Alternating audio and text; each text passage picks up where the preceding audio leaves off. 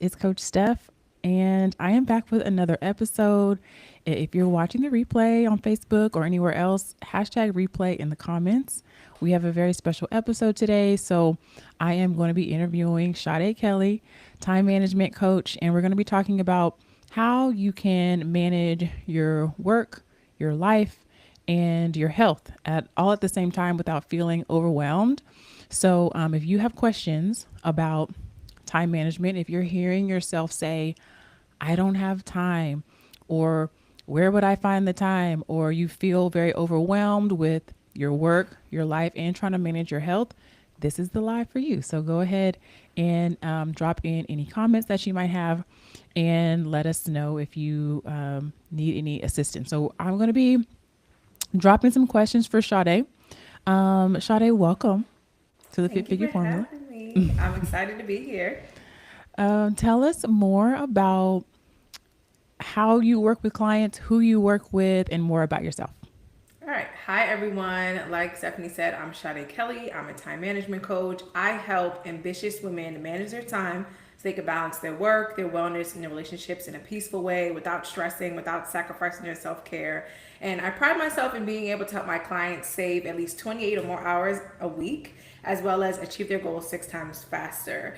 And I wasn't always amazing at time management. I actually used to be someone who procrastinated. I used to be a perfectionist. And I always say I still feel like I'm recovering from those things a lot of the time because they don't always fully go away. But I used to be not the best with time. And I realized that I was doing a lot of things and I was doing a lot of things not so greatly. And I decided that I wanted to pour into one thing and start doing it better. So I actually started doing networking events that led me into starting to coach. And then from coaching, I realized I really have this niche of being able to help people get their lives together through managing and leveraging their time. And I started doing that back in 2019 and I've been doing it ever since. So now that's almost 5 years that I've been doing this full time, and I really love helping people just manage all of the things they think they can't manage because I know what it feels like to believe you can't manage all of the things. So I'm excited to share some of my tips today in this episode. Yay. I am very excited. Like I said, for those of you who are watching live on Facebook, go ahead and put in your questions. Hey, Miss Kathy, how are you? All right. So, my first question would be, how do you work with clients? Like when you're working with high achieving women, they might feel like they are behind, or like what is the true balance? How do you know when you have actually reached the goal? That is such a great question. So I will tangibly how I work with clients is I coach them, right? So I do coaching sessions. I have a membership, but then my bread and butter is my overwhelmed to organize coaching program, which is my 3 month container where I work with clients and help them go from overwhelmed to completely organized in all areas of their life or business and or work, depending on what their situation is. And one of the first things we cover is, I'm sure you're going to resonate with this because you're a mindset coach, is we cover clarity and awareness because it is one of the biggest things hindering ambitious women. We tend to think we can do it all and we can have it all and we're amazing already. So how could we be any better? But at the end of the day, we all can get better and we can enhance our skills. And what I've noticed is many of the women that I work with, they're used to doing a lot because they're ambitious, but they're not used to doing things in a structured way. And a lot of times they're just running themselves ragged. They're getting to the end of the week and they're burnt out. They're putting in a lot of work and not necessarily seeing the results they want to see. And it's because they're lacking awareness around their structure of what they're trying to achieve and making sure what they're doing day to day aligns with that. So one of the first things we do is get clear on your productivity patterns, your energy levels, when the times you work best, the tasks you do best, the tasks you do a little bit longer than you should, the tasks that you're underutilizing in your life. We also really drill into their limiting beliefs. So, what are the beliefs you have about yourself, but also the beliefs you have about time? Because one of the things I hear people say all the time is, I don't have enough time, I'm not disciplined, I'm not consistent, I'm a procrastinator. I mean, I can go on and on and on. But those are things they're identifying with, so they tend to be doing behaviors and getting the results of people who believe that's who they are. So a lot of the beginning work is around routines, habits, and mindset. After we have that drilled down, then we go into, all right, how can we get you consistent?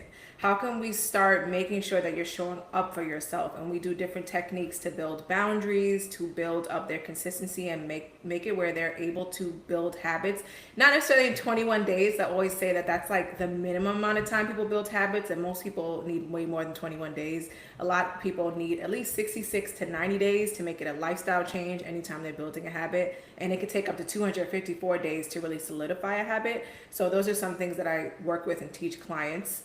And the last part of my whole system that I teach clients is systems. So I'm working through, what is your scheduling system? How do you prioritize? How do you plan your day in a way that makes sense for you? And I'm using what we learned through clarity and awareness to make sure that everything is tailoring and it's specific to you. Because I think a lot of us can learn all the productivity hacks, but sometimes we don't know how to actually tangibly take what we learn and apply it to our lifestyle and then continuously do it and adapt it as needed. I love that. I have some questions from Jennifer. Y'all better ask questions. Hey, Kathy, Jennifer, Denise, all of my either clients or former clients. Thank you guys for watching. Jennifer says, how do you prioritize or balance when everything is important? So, Jennifer, that is a myth already. Right? So, everything is not important right this second. That doesn't mean that what all the things on your long list isn't important. It just means that they're all not important right now. So, one thing I always recommend for clients, I have a lot of different prioritization methods, but I want to, summarize it for this. I would always ask yourself, what is the needle moving task? So if you're looking at your whole entire list, what is the one thing that you can get done that's going to help you to be able to get the others done, or it's going to make your day smoother? That's like the easiest way to prioritize. What's that one thing that you can accomplish first in your day before all else? And then you let go of everything else. And I know when you hear that, you're probably like, you feel anxiety, you feel stress coming about, because you're like, what do you mean let go of everything else? But you can't do multiple things at the same time. So just start off with that one most important thing. That's how I would recommend prioritizing. Pick the top important and urgent thing and then go on from there. Another tip I'll give is look into the Eisenhower matrix. I have actually a free template that I could give to Stephanie, she can give to you guys. It's how to prioritize like a pro. And in this guide, I show you how to separate your tasks where you know what tasks are important and urgent, meaning they're tied to a certain time frame that you need to get it done, and they're also advantageous to your goals. They're important, they're things you want to get done, and how to identify what goals are or what tasks are not necessarily urgent, but they are important, so they can be scheduled in for later. And then what tasks are urgent, but they're not really important. So they could be delegated, they could be rescheduled for a later time, they can kind of be pushed off a bit.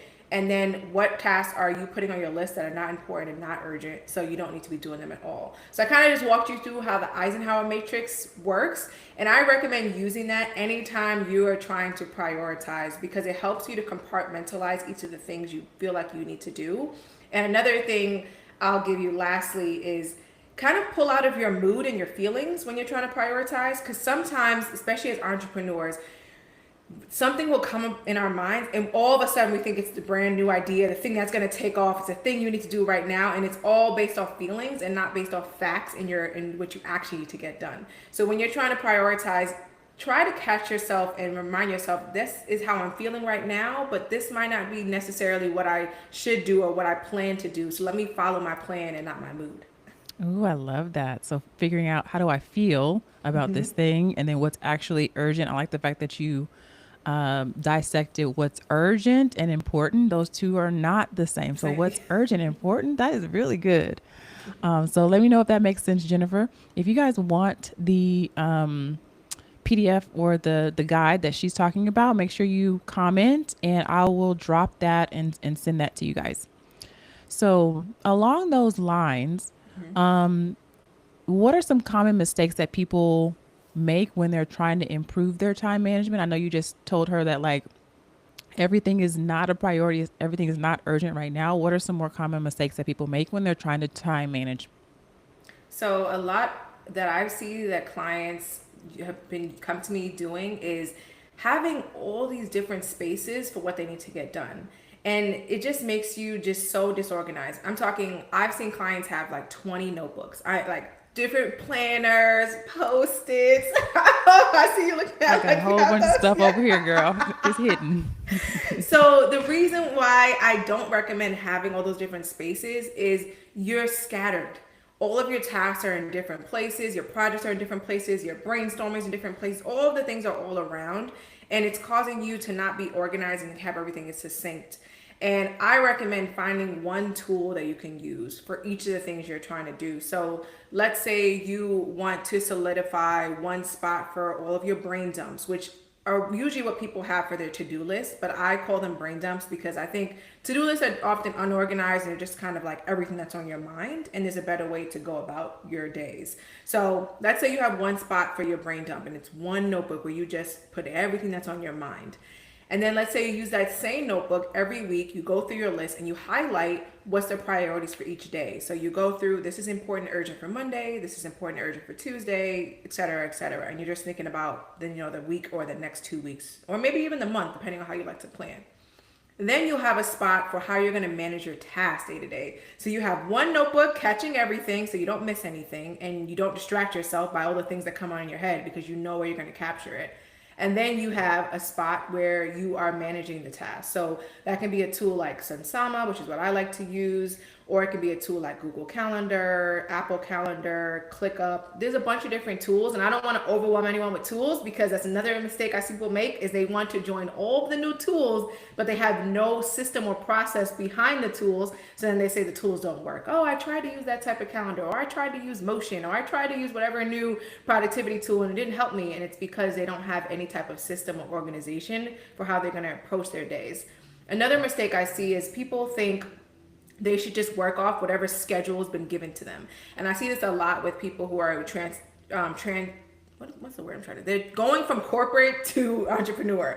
They're used to having someone give them a schedule, or they're used to just having things on their calendar, and they're not being proactive about how they're going about their days. So what ends up happening is their days just get filled with whatever needs and ever priorities people are giving to them, which feel like emergencies because someone's giving it to them, but they're not things they chose to do. And you want to make sure you're sitting down at some point during the week. I always like to say have a meeting with yourself, and that's something I actually do with my membership. I have a membership called Goal Getters Group, and we meet every Sunday. We sit down all together and we go through this process of reflecting on how the past week went, and we plan our current weeks up, and we do it all together. And at the end, we reflect on like what we're excited about for the week, what we're scared about for the week. And it's just like a great place to have that environment to talk about those things because it helps you to stay motivated on your journey to your goals. But a lot of people don't sit down and plan their weeks. They don't sit down and become intentional and have that just quiet space, and it's hindering you.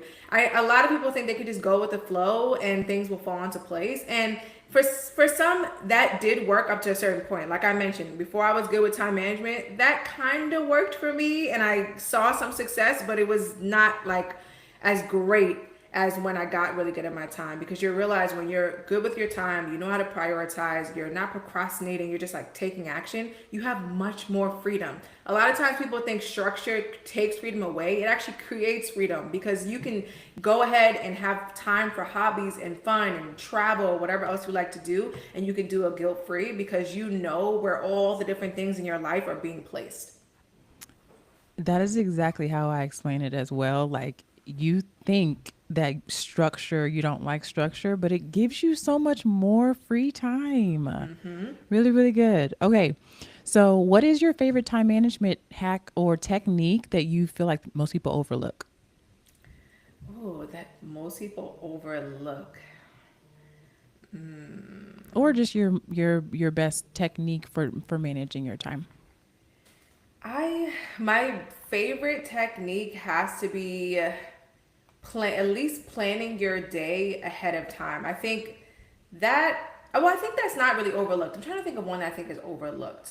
One I think actually that's overlooked is planning your time around your energy levels. That's something I don't think a lot of people do. Most people know they need to plan, and obviously I love planning, but planning around your energy is something I'm very big on, and that's something I think most people don't think about. So when I say plan around your energy, I like to think about the hardest tasks I need to get done today. I like to plan it when I'm high energy. So it might not necessarily be planned as the first thing of the day, which I know is a big productivity method. I think it's called Eat the Frog. Mm-hmm. And that's when people say, oh, do the hardest thing that you need to get done for the day, do that first. I don't necessarily like doing that first because I don't always have my best energy early in the morning. I actually get my energy later in the morning slash early afternoon. So I like to place my hardest task or the thing I think is going to take me the longest or take the most brain power during the times when I know I'm most energetic. And then the times where my energy dips lower, I like to do the easier things. The things that are like quick wins, things I need to just get done for the day that are a little simpler, like engaging on Instagram or posting the content or maybe even doing interviews because I kind of just like to talk. Like things that don't take as much brain power, I guess. I don't want to say I'm not using my brain right now, but you know what I mean? They don't take as much focus. I Mm-hmm. like to place those things at a time when my energy is like mid level or starting to dip. And then I place higher impact tasks at the time when my energy is highest. And if you don't know how to measure your energy, I would just start taking note of it. I would actually audit your energy throughout the day. Like literally get a sheet of paper and start auditing like this is when I felt most energetic. This is when my energy starts to dip. This is when I start to feel like mid energy. And there's also an app called Rise that I love that you can use that helps you track where your energy dips and peaks are throughout the day. And nowadays it's like the Aura Ring and the Ultra Human Ring and all the different wellness Apple Watches that can track those type of things. So these are really good hacks that people don't always think about and they are often overlooked when it comes to your time management because your wellness is directly tied into like how productive you're going to be. Yeah, I love that. So, taking inventory of your energy, that means you have to be pausing and like checking in with yourself, ladies. So, that means we got to slow down a little bit or at least set some time aside to kind of check in with ourselves. And then I would want to know if you're watching this live or the replay, when do you have your best energy? Is it in the morning? Is it in the afternoon? Is it at night? Thinking about this for myself, I think I have the best energy in the morning and then also like again at night once my kids go to sleep. For some reason, like I'll get another like, oh, I can get a ton of stuff done because I know that like no one's coming to bother me and ask me for anything. And I feel like I have like a lot of time uninterrupted so that I can like get things done. But then it's kind of a trap because then you spend all night up doing stuff and then you wake up late and you're tired. So then it's kind of like of a little trap. So you got to kind of manage that. Um, but yeah, so type in the comments morning, afternoon, evening, night. Like, when do you have your best energy? And do you know that? And if you don't know when your best energy is, I want you to start paying more attention to that. Yeah, I think I just wanted to add that was a really good point. I actually recently had a baby. And my son is 7 months, and my time management has completely transformed. Like, it is so different. And I noticed, just like you, I have my peak around like late morning, early afternoon. Typically, that's when he's like napping. And then my other peak tends to be at night right after he goes to sleep. So, like you said, I do actually plan around those specific hours. And I notice I get more done in an hour or two at those peaks and those parts of the day than I do throughout the day when I'm trying to juggle him and do everything else. So, you do kind of have to finagle based off your lifestyle too. Yeah. And so, what is your advice for someone who is procrastinating on getting a task done, whether it's like their health, wellness, their self care, a task at work? Because a lot of times I find with my clients, they will say, I don't have time.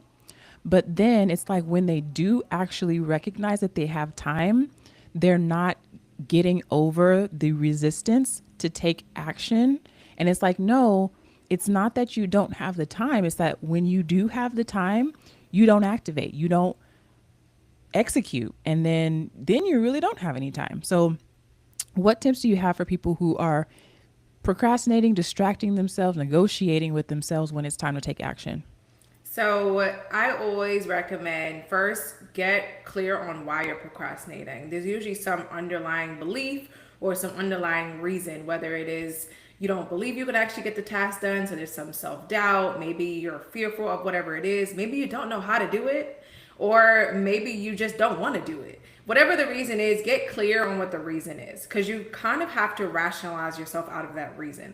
And I like to start there. Anytime I'm procrastinating on something, I don't beat myself up about it, because I think we all procrastinate on things, but we have to be able to overcome it. So it's not about never procrastinating, but it's about when I have these feelings or these thoughts that come up, how can I rationalize myself out of them? So I would ask myself, like, why am I procrastinating on this task? Do I know how to do it? Am I scared about the results? Am I trying to make it perfect? Do I not believe I can do it? Whatever it is. After you've known the reason, then you can kind of get yourself out of that by reaffirming yourself. Like, have you done hard things like this in the past? Is there someone you can ask to help you with this thing? Why aren't you taking this action, and what resources can you use to help you to be able to take the action?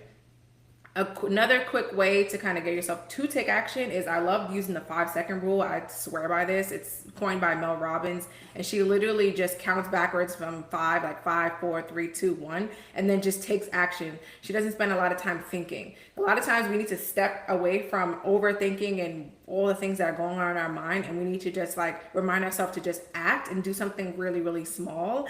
And one thing I'll tell myself, and I recommend it to my clients to do, is just say you're going to do whatever it is for 1 minute. You can do anything for a minute, like even a plank, right? Like a minute is nothing. So I would just recommend count down and then tell yourself, I'm just going to do this for a minute. And most of the time, after you've started and you try to do this thing for a minute, you're going to do it a little bit longer, and then you're going to keep going. So that's one way to make it easy to just get going. And then once you've gotten going, there's a lot of different methods you can use. Like, you can try timing yourself and doing like the Pomodoro, which I like to do. And Sunsama makes it really easy to do this, but there's a lot of different Pomodoro timers you can look up. And what the Pomodoro is it sets a 20-minute timer, and you can work in 20-minute increments. So you set a timer, and it kind of gamifies it. It makes you want to like beat the clock, and you have the timer up, you start doing that thing, and you do it for 20 minutes, you focus on it, and then you take a break. It's a break is usually about 5 minutes, and then you go into another 20 minutes. So it helps to break it up, and it doesn't feel as daunting when you know you're just doing it for a set time. You know it's going to end, and you know you get a break, and a break is in sight. Those are some of my top tips around procrastination. I can kind of go on and on about this, but those are some that I like are my go-tos. I love a timer. Okay. I Yeah. love a timer. And they have this timer, which I have not bought yet, but it's on Amazon. It's like in a hexagon type of shape. And all you do is like flip it over, and it immediately starts the clock. So like imagine like having that on your desk. And I don't know what it is about like starting the clock and like, okay, now your brain is just like, I'm focused. I'm about to post a podcast episode about deciding versus like wanting the goal or the thing. And sometimes when we, even in our verbiage, and I'm a coach, so I listen, right, to what my clients say. And when you are speaking about your intentions or your plans, and you hear a lot of hopefully, well, maybe, sometime, like all of those like questionable words where you actually haven't decided to execute the thing, it's kind of like you don't trust yourself to do it, and you're leaving room for maybe if I don't, and getting better at being more confident about deciding and then making it a decision, because we make rules for ourselves all the time that we don't have to follow, but we do. And I think one of the most powerful things that you can do is actually decide Yeah. and stop like waffling on that. Yeah, I actually have a podcast episode on committing as well, because it's what is holding people back. Like, commit, decide, and move forward. And I just wanted to quickly say that the thing that kind of helps people take action when it comes to the timer is Parkinson's law, which I'm sure you're familiar with. Like, oh no, oh well, No. Parkinson's law is essentially how much space something takes up is how much space it will take up. Meaning, like, how much time you give to something is how much time you're going to take. So if you keep putting things off, telling yourself, oh, I need 2 weeks, I need 3 weeks, I need 4 weeks, it'll take that much time. But if you tell yourself, I got 20 minutes to do this thing, all of a sudden you can do this thing in 20 minutes, because you got yourself focused on getting that action done in that time frame. So that's kind of what drives people to get things done in a like set time frame. Yes, I love that. Okay, cool. I did not know it had a name. I've heard of that, but didn't know it had a name. I'm gonna say one more question. Um, so sorry, y'all. Oh, how do you recommend handling the mental load of consistently thinking about work, family, personal goals, health? Tell us more. So I recommend having that space where you capture everything. So, like the notebook that I was talking about, utilize that as your brain dump for all of the things that are coming up in your mind. I like to have mine set up as categories. So, I'll have like my home life, and then I'll have things from my family, and then things for myself, and then things for like friends and family, like outside family. When I say family, I mean like my son and my husband. But then I also have my business stuff. So like marketing, sales, finance, admin, like I'll have the categories there and I'll just write in all of the things that are on my mind. I literally keep this as a catch-all. So that way I'm not constantly overwhelmed and have all this anxiety and all these things on my mind. I let it out. There's something so amazing about writing things down because it feels like a release. And once you release those things, then your mind has more space and capacity to think of solutions instead of thinking of the problem so much. So I would have a capture tool, a place where you can at least get it all down. And then during your weekly planning meetings that you're going to start doing after you watch this, Mm-hmm. you refer back to that brain dump that you're doing and you start scheduling in when those things can happen. So I always like to think of all the things in your mind as puzzle pieces. And all you need to do is take all the puzzle pieces that's causing you stress and overwhelm and figure out how to put the puzzle together, meaning how to fit them into your schedule. And of course, if you don't know how to do something, you need to just figure out how to make it easy and make it step by step by step instead of thinking about the whole staircase, which is where people go wrong with goals.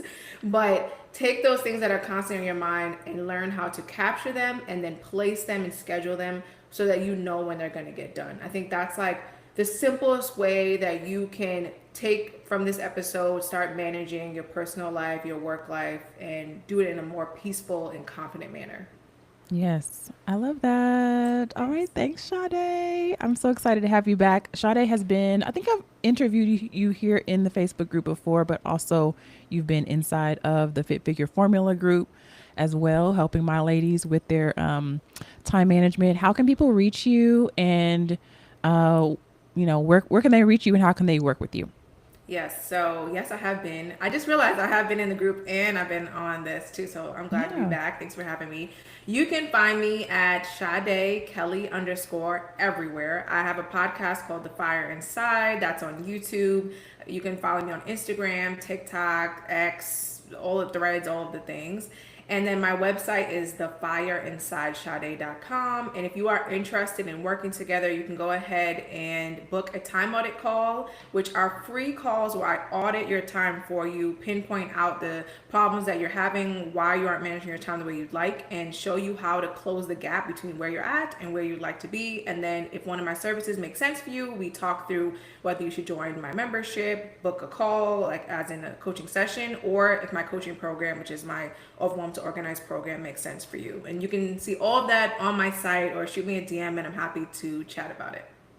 Cool, y'all. If you are on Facebook, I will drop her links in the chat so you guys can connect. Make sure you're following her. Visit her website and hit her up if you are looking to manage your time. Of course, y'all, if you're watching and you need help with your fitness, your mindset, your health, you want to lower your A1C, you want to lose weight and get organized as well with your health, you can join the Fit Figure Formula. This Friday is the last day to join for February enrollment. So I would love to talk to you more about helping you get fit and get healthy for 2025. So again, Sade, thank you so much for being here, and I will see you guys on the next episode. Thanks, Stephanie. Bye, everyone. Bye. Okay. All right, girl. Thanks for having me. I know you